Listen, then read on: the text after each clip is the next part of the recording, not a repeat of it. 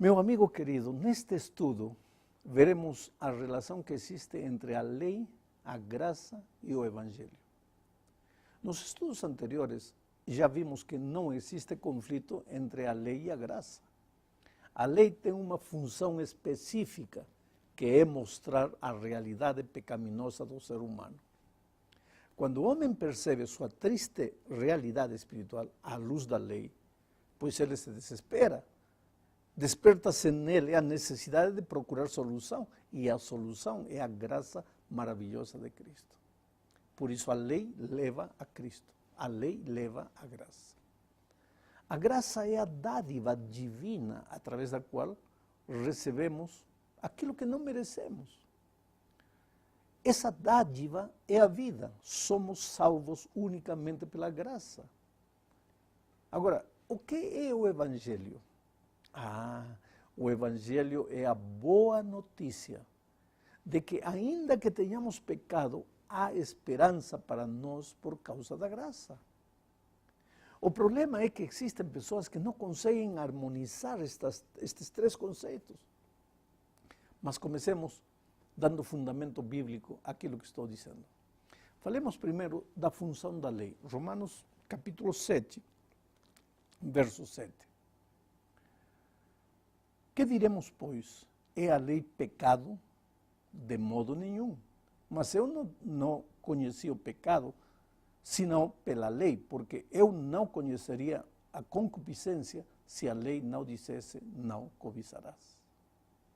Por que Paulo diz que diremos, pois? Porque nos versos anteriores ele já vinha apresentando o tema da função da lei. No verso 6, por exemplo, falando do pecado, ele tinha dito o seguinte, verso 6. Mas agora que temos sido libertados da lei, tendo morrido para aquilo em que estávamos retidos, para que sirvamos em novidade de espírito e não na velhice da letra. Esta expressão, temos sido libertados da lei, foi dita por Paulo referindo-se ao pecado. No contexto, o apóstolo está dizendo, mas agora que estamos mortos para o domínio do pecado, a lei já não nos incomoda, porque a lei perturba unicamente o transgressor, mas nós já não somos transgressores, porque morremos para o domínio do pecado. E então pergunta, e que diremos, pois? É a lei pecado? De modo nenhum. Mais adiante, no verso 12, ele termina dizendo o seguinte, podemos dizer então que a lei é santa e que o mandamento é santo, justo e bom. Este é o pensamento que Paulo tem a respeito da lei. A lei não salva ninguém, apenas mostra o pecado. Mas a lei é santa, justa e bom. Por quê? Porque seu autor é Deus, que também é santo, justo e bom. O problema que Paulo enfrentava era fazer entender aos judeus que a obediência à lei deveria ser o resultado da experiência da salvação e não a causa dela. Os judeus tinham se perdido na sua própria história. A necessidade de ter escritos os princípios da lei no coração não é um assunto só do Novo Testamento. Quando Deus falou a Israel no deserto, ele disse o que está em Deuteronômio 30, 15 e 16. Vejam que hoje ponho diante de vocês a vida e a prosperidade, ou morte e destruição, pois hoje lhes ordeno que amem o Senhor e seu Deus, andem nos seus caminhos e guardem os seus mandamentos, decretos e ordenanças. Então vocês terão vida e aumentarão em número, e o Senhor, o seu Deus, os abençoará na terra em que vocês estão entrando para dela tomar posse. A ordem de Deus no Velho Testamento para Israel era clara. O que te ordeno hoje é que ames o Senhor teu Deus, que andes nos seus caminhos e que guardes os seus mandamentos. A primeira preocupação de Israel teria que ter sido amar a Deus, viver com Ele uma linda experiência diária de amor. E a consequência seria que Israel refletiria o caráter de Deus guardando os mandamentos. Então, as nações seriam atraídas a Israel e se unirían com o povo para adorar o nome do único Deus verdadeiro. Mas o povo escolhido por Deus para essa missão evangélica se esqueceu de amar a Deus e se preocupou somente em guardar mandamentos. E no seu afã de cumpri-los bem, inventaram inclusive uma montanha de pequenos mandamentos. Se amarraram à letra e se esqueceram do espírito de obediência que nasce do coração. Eles viviam preocupados somente com as ações e não com as atitudes. Tinham a lei somente nas tábuas de pedra, mas não a tinham no seu coração. Agora, o problema, querido, não é só com Israel. Nós também corremos o risco de esquecermos o que é principal e de perdermos no periférico. Em Mateus 7, por exemplo, encontramos a descrição de pessoas que se perdem por ocasião da volta de Cristo. Essas pessoas reclamam e argumentam que elas profetizaram, fizeram milagres, expulsaram demônios, mas Jesus lhes disse que, apesar disso, Ele não as conhece. Agora perceba, essas pessoas não se perderão por terem transgredido os mandamentos, mas porque não fizeram a vontade do Pai. Quer dizer que a vontade do Pai não é apenas cumprir a lei ao pé da letra? Não. Veja Mateus capítulo 7, versos 24 e 25, que diz: todo aquele, pois, que escuta estas minhas palavras e as pratica, assemelhá-lo-ei ao homem prudente que edificou a sua casa sobre a rocha. E desceu a chuva, e correram rios, e assopraram ventos, e combateram aquela casa, e não caiu porque estava edificada sobre a rocha. De acordo com esta declaração, a vontade do Pai não é só cumprir os mandamentos, não é só fazer milagros ou profetizar. Fazer a vontade do Pai é construir a casa, a vida espiritual na rocha, e a rocha é Cristo. Mas Israel tinha perdido de vista a Cristo. E nós também corremos esse risco se nos descuidarmos. Bem, o povo de Israel falhou no seu entendimento da ordem das coisas. Esqueceram-se de amar a Deus e passaram a amar os mandamentos. Israel falhou na sua missão de refletir o caráter de Deus aos gentios. Então Deus levantou o povo cristão para levar as boas novas do Evangelho ao mundo. E o Evangelho é a graça e a lei. Mas o que aconteceria hoje se a igreja cristã também falha? Como falhar? Sim. Alguns crendo que porque somos salvos pela graça não há necessidade da lei. E outros, como Israel, amando mais a lei e esquecendo de Jesus. O que aconteceria se o povo de Deus hoje não chega com o Evangelho a todas as pessoas que são sinceras e que estão lá, mas não conhecem a vontade escrita de Deus? Vamos ler Romanos 2,14 para ver. Porque quando os gentios que não têm lei fazem naturalmente as coisas que são da lei, não tendo eles lei, para si mesmos são lei. Meu amigo, Deus tem muitas maneiras de revelar a sua vontade aos seres humanos. A natureza é um meio de revelação, mas também a própria consciência humana é um meio de revelação.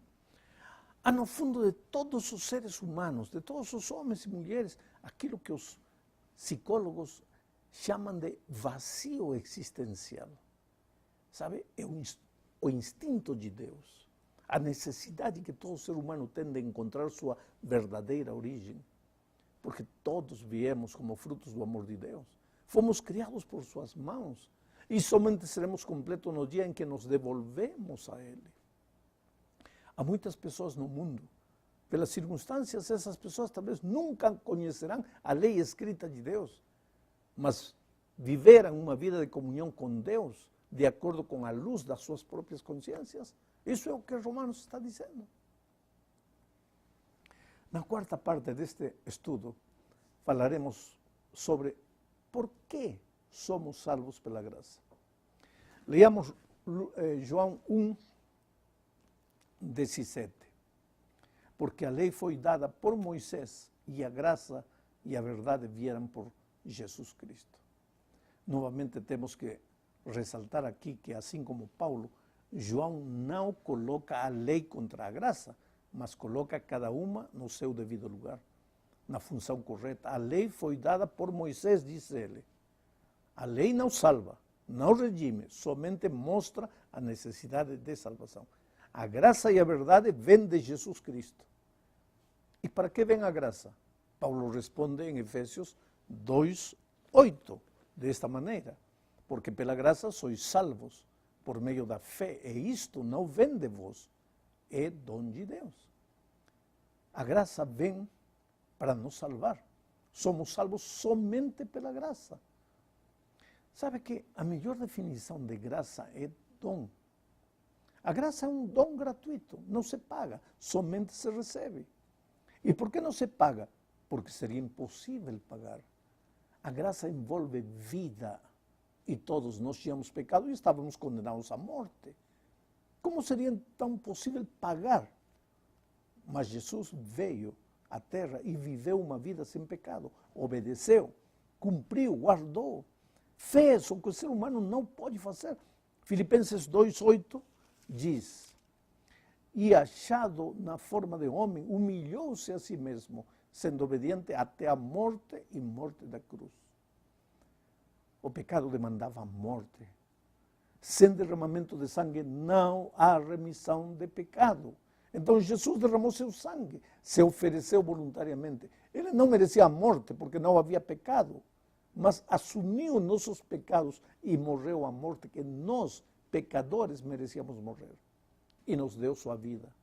Isto é graça. Por sua misericórdia, Deus não nos dá o que merecemos, que é a morte. E por sua graça nos dá o que não merecemos, que é a vida. E agora chegamos ao fim deste estudo. Falaremos aqui do poder do Evangelho. Romanos 1:16 diz: porque não me envergonho do Evangelho de Cristo, pois é o poder de Deus para a salvação de todo aquele que crê, primeiro do judeu e também do grego. Por que Paulo diz que não se envergonha do Evangelho? Porque no seu tempo, a maioria das pessoas que aceitavam o Evangelho eram formadas por escravos, gente de classe social menos privilegiada. É verdade que alguns ricos se converteram também, mas eram poucos. Paulo foi um deles. Tinha uma brilhante carreira profissional, era cidadão romano e judeu com todos os direitos, formado aos pés dos maiores mestres judeus e romanos, enfim. Paulo tinha tudo para dizer: não vou me misturar com essa gente pobre e necessitada. Mas ele disse: não me envergonho do Evangelho. O Evangelho apresenta a única saída para o problema do pecado. Todos nós pecamos e estamos condenados à morte. Esta morte, querido, não é instantânea. Antes fosse, porque então ao pecar morreríamos e deixaríamos de sofrer. Mas a morte que o pecado traz é uma morte lenta e dolorosa. Paulo o chama de caminho de condenação. O diabo vai matando você pouco a pouco. Primeiro mata sua vida profissional, sua vida financeira, destrói sua família, submete seus filhos aos vícios, à promiscuidade e vai consumindo você lentamente. Acaba com seus princípios, com seus valores e finalmente com sua vontade de viver. A morte completa virá um dia, mas enquanto não chegar, o inimigo fará você sofrer no terreno da condenação. Mas agora, vem Paulo e diz: nenhuma condenação há para aqueles que estão em Cristo Jesus. Oh, querido, o único caminho de segurança nesta vida é ao lado de Jesus. Ele é a vida. Se você se afastar de Jesus, você se afasta da vida e entra no território da morte. Perceba, a morte não é um castigo que Deus dá ao pecador, é um caminho que o pecador escolhe voluntariamente. Sua única segurança está em Cristo. Ao lado de Jesus você encontrará os marcos protetores da vida, que são os eternos princípios da lei. A lei não salva, somente mostra o perigo que o pecado traz. A lei o protege da ignorância espiritual, o conduz a Cristo, mas Jesus é a única segurança. Para ser completo o Evangelho, precisamos apresentar a graça redentora e a lei protetora. É preciso preciso apresentar a causa da salvação, que é Cristo, mas também tem que apresentar o resultado da salvação, que é uma vida de obediência à santa lei de Deus. Pregar uma sem a outra é amputar o Evangelho, é parti-lo pela metade, é mutilá-lo. Pois que Deus nos abençoe para não fazer isso.